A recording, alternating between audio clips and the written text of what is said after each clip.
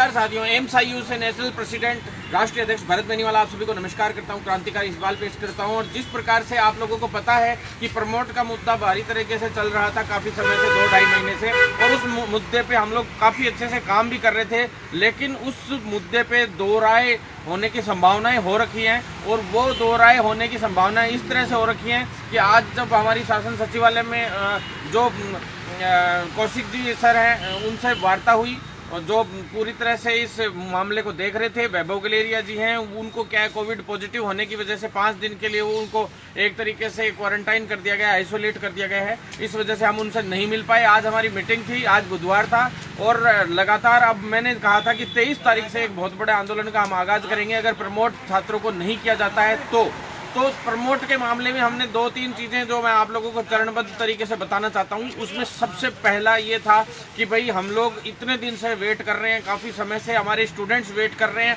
और अब तक प्रमोट का कोई विशेष केंद्र से हम लोग इतने बड़े बड़े ऑर्डर करवा लाए, इंडियन नर्सिंग काउंसिल से ऑर्डर करवा के लाए। कुछ लोग कह रहे हैं कि भाई भरत भाई साहब ने इसको ढीला छोड़ा या इस मुद्दे को कमज़ोर कर दिया, हल्का सा थोड़ा सीरियसली कम ले रहे हैं। तो मैं साथियों आप लोगों से कह देना चाहता हूं कि मैंने दिल्ली से जयपुर, जयपुर से दिल्ली अब तक कम से कम 12 से 13 चक्कर काट दिए हैं सिर्फ प्रमोट के मुद्दे पे, जिसमें एमबीबीएस छात्रों को प्रमोट करने की बात हो, चाहे डेंटल छात्रों को प्रमोट करने की बात हो, या इंडियन नर्सिंग काउंसिल से नर्सिंग छात्रों को प्रमोट करने की बात हो, या फार्मेसी काउंसिल से फार्मेसी छात्रों को प्रमोट करने की बात हो। साथियों यहाँ तक कि CCIM में आयुर्वेद छात्रों को भी प्रमोट करने के लिए हमने लगातार चक्कर लगाए। काफ़ी मैं अकेला आदमी ऐसा शख्स था जो इस मुद्दे में लड़ाई लड़ रहा था। आप लोग सभी घर से बैठे बैठे हालांकि मुझे मैसेजेस कर रहे थे, मुझे सपोर्ट कर रहे थे, वो मानसिक और जो आप लोग सपोर्ट कर रहे थे उसके लिए मैं धन्यवाद देता हूँ। और लगातार मैं आप लोगों के लिए संघर्ष करता रहूँगा, लेकिन अब इस संघर्ष को हमें थोड़ा तांडवित रूप देना पड़ेगा, कोई खतरनाक रूप देना पड़ेगा। अब हो सकता है इसके लिए हमें उग्र प्रदर्शन भी करने पड़े, क्योंकि PHS जो है अखिल अरोड़ा जी हैं, तो अखिल अरोड़ा जी ने इस मामले को थोड़ा सा गंभीरता से कम लिया है।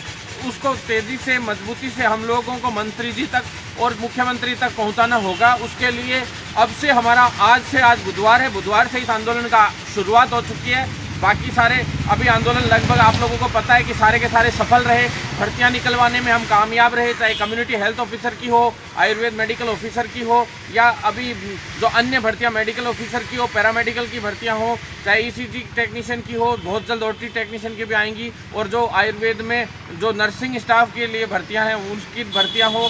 सभी भर्तियों में हम लोग मजबूती से आगे बढ़े और सभी में सफलता हासिल की, और उस सफलता कि आप लोगों ने सभी ने देखा भी कि किस तरह से सफलताएं हासिल करी, चाहे वो केंद्र की भर्तियां हो चाहे राजस्थान की हो। तो साथियों अब जो प्रमोट का मुद्दा हमारा चल रहा है उसमें अगला चरण के क्रम में आज बुधवार से लेके इस रविवार तक मैं आप सबसे निवेदन करना चाहता हूं, अपने अपने MLAs के पास जाएं और उनसे लेटर लिखवाएं कि सभी छात्र जब इस कोविड के महामारी के दौर में जब ये लोगों ने ड्यूटियाँ निभाई, यहाँ तक कि प्रैक्टिकल ड्यूटियाँ एक तरीके से उन लोगों ने दी, सर्वे में उन लोगों की ड्यूटियाँ लगाई गई, और हर तरीके से उन्होंने सरकार का साथ दिया। जब असली हकदार प्रमोट के अगर medical, nursing, paramedical, Ayurveda, paramedical, pharmacy students या अदर जो फिजियोथेरेपी स्टूडेंट्स और सभी स्टूडेंट्स जिन्होंने ये भूमिका निभाई, वो असली हकदार वो लोग थे इसके, तो फिर आप बताइए कि भाई उनके साथ अन्याय। और अन्य विश्वविद्यालयों को आप लोगों ने प्रमोट किया,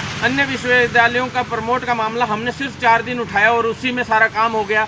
मतलब ये बहुत ही दुर्भाग्यपूर्ण है। मुख्यमंत्री जी को इस पर संज्ञान लेना चाहिए। कई लोग इसमें तर्क दे रहे हैं। वहाँ पे कौशिक जी साहब के पास जब मीटिंग बुलाई गई, इसमें कमेटी में एक कमेटी बनाई गई है इसके लिए, और उस कमेटी में जो मेंबर्स रखे गए हैं वो लोग तर्क दे रहे हैं कि भाई प्रैक्टिकल्स होते हैं तो प्रैक्टिकल वाले सब्जेक्ट्स में हम कैसे कैसे भी इन छात्रों को अगली कक्षा में भेज के इनको पास कर सकते हैं। तो साथियों मैंने स्पष्ट रूप से कह दिया कि प्रैक्टिकल तो BBA में भी होते हैं, BCA में भी होते हैं, और सबसे मेन BSc में भी प्रैक्टिकल्स होते हैं। केमिस्ट्री हो चाहे उसमें उन लोगों के भी बायोकेमिस्ट्री हो या अदर बॉटनी, जूलॉजी, उनमें भी प्रैक्टिकल्स होते हैं। तो उनको क्यों फिर अगली क्लास में आप लोगों ने भेज दिया और प्रमोट कर दिया? तो ये दुर्भाग्यपूर्ण है साथियों। इस पर चर्चा हुई हमारी, काफ़ी समय लगातार हमारी चर्चा हुई, हमारी बहस हुई। मुझे यहाँ तक कि यूँ कहने लग गए कि भाई आप बदतमीजी से बात कर रहे हो। बदतमीजी से बात तो मैं करूँगा, मेरे साथियों के अधिकार की जहाँ बात आएगी वहाँ हमेशा मैंने बदतमीजी करी है। आप बदतमीजी उसको समझें या आप लोगों को समझाने का एक तरीका समझिए। तो साथियों, मैं आप लोगों से निवेदन करना चाहता हूँ, आप साथ बनाए रखें। अब हम लोगों को आंदोलन का वक्त आज 23 तारीख थी, मैंने 23 तारीख तक का अल्टीमेटम सरकार को दिया था। 23 तारीख तक सरकार नहीं समझी। अब आज बुधवार सही वार होता है किसी भी आंदोलन की रूपरेखा तैयार करने के लिए और शुरुआत करने के लिए।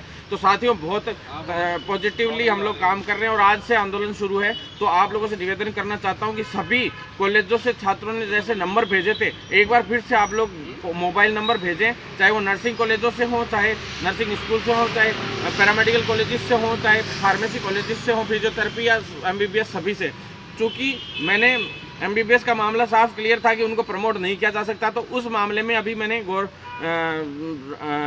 दिल्ली हाई कोर्ट में रिट लगा दी है। हम लोगों ने 2 रिटें लगाई हैं, जिसमें जनहित याचिका में मैंने रिट लगाई है। एक तो वो तो मेरे नाम से होगी, और जो दूसरी रिट है वो MBBS छात्र के नाम से हमने लगाई है, और वो MCI के खिलाफ लगाई है कि भाई जब इस सत्र में आप लोग इस बीमारी के युग में कैसे परीक्षाएँ करवा सकते हैं।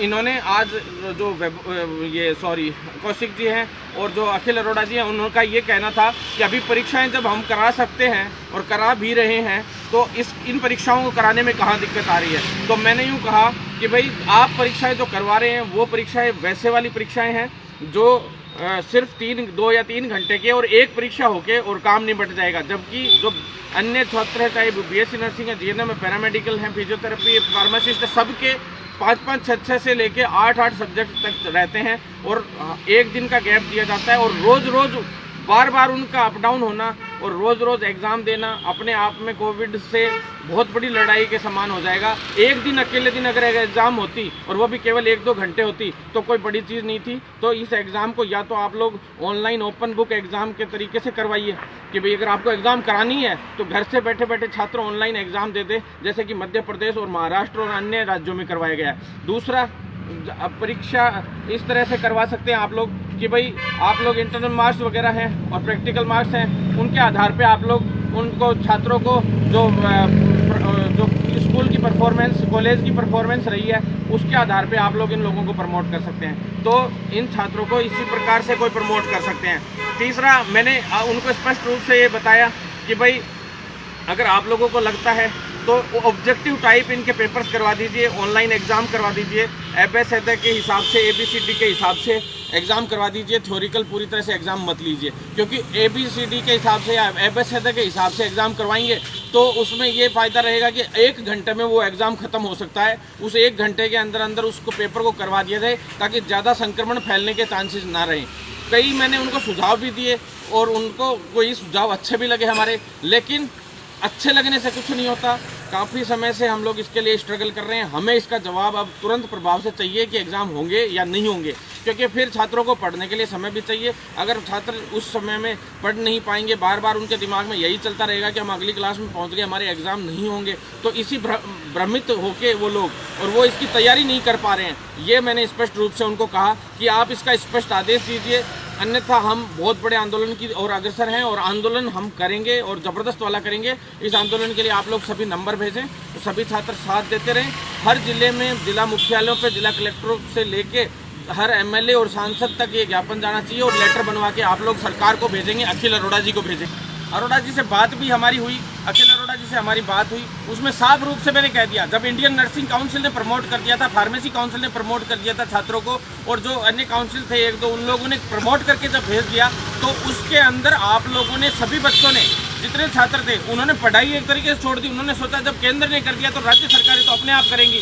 तो ये बहुत ही ज़्यादा मतलब पूरी तरह से छात्रों में भ्रामकता फैलाई गई, और इस प्रकार के गलत तरीके से आप लोग जो ये अब तक नहीं कर रहे हैं, इसका बहुत बड़ा आरोप मैं सरकार पे लगाना चाहता हूँ। अगर सरकार इसको संज्ञान में नहीं लेती है तो इसकी पूर्णतः जिम्मेदार सरकार होगी। और दूसरी बात, आप लोगों से मैं स्पष्ट रूप से कह देना चाहता हूँ कि इसमें अगर इस तरह से पॉजिटिवली नहीं आता तो आंदोलन तो हम करेंगे। प्रत्येक कॉलेज में अब मैं राउंड अप भी करूँगा और सब कुछ करूँगा। उसके अलावा जो कोर्ट, जो रिट है वो हम लोग लगाएंगे, तो कोर्ट में जाएंगे और रिट लगाएंगे प्रमोट के लिए। तो साथियों, आप लोगों का साथ की आवश्यकता पड़ सकती है वहाँ पे। तो मैं आप सभी से निवेदन करना चाहता हूँ कि सभी साथ दें, जिससे हम लोग इस मुद्दे में जीत हासिल कर सकें।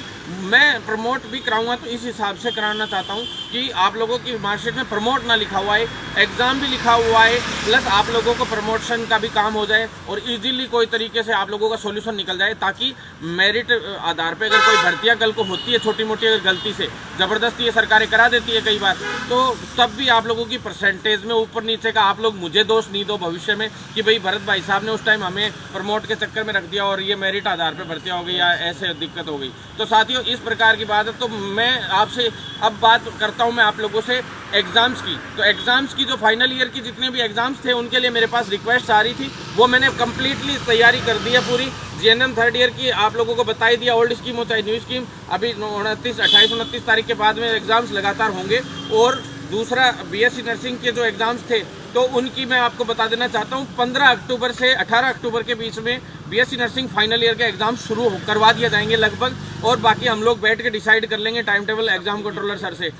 तीसरा, जो आज जैसे मर्सरी चांस वाले जो जीएनएम के स्टूडेंट्स हैं उनको मैं सभी को शुभकामनाएं दूंगा कि आज उनकी हम लोगों ने कैसे भी करके 350 के करीब बच्चे हैं, वो 320 से 330 से 35 के लगभग स्टूडेंट्स हैं जिनकी हमने आज मर्सरी चांस वालों के आज एग्ज़ाम करवा दिए। मैंने अपनी जो बातें बोली वो लगभग पूरी कर दी है साथियों। जीएनएम फाइनल ईयर की भी एग्ज़ाम की घोषणा करवा दी है, और पोस्ट बेसिक ये जो पैरामेडिकल के स्टूडेंट्स हैं इनकी भी फाइनल ईयर के स्टूडेंट्स की अभी जल्दी एग्ज़ाम है, अभी सभी को पता है, और बहुत जल्द सभी की लाइन वाइज एग्ज़ाम कराऊंगा।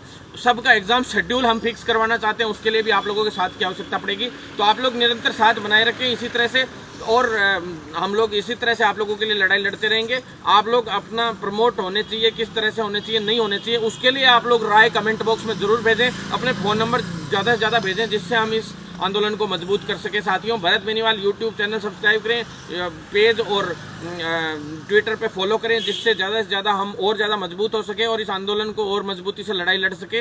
तीसरा, सबसे मेन बात, ज़्यादा से ज़्यादा वीडियो को शेयर करें ताकि हर एक तक ये इन्फॉर्मेशन पहुँच सके और इस आंदोलन को मजबूती से हम आगे बढ़ा सकें। अब ये आंदोलन मजबूती से आगे बढ़ेगा। अखिल अरोड़ा जी हम आ रहे हैं बहुत जल्द आपके पास, और बहुत ही नई ताकत के साथ, नई ऊर्जा के साथ आ रहे हैं। धन्यवाद साथियों।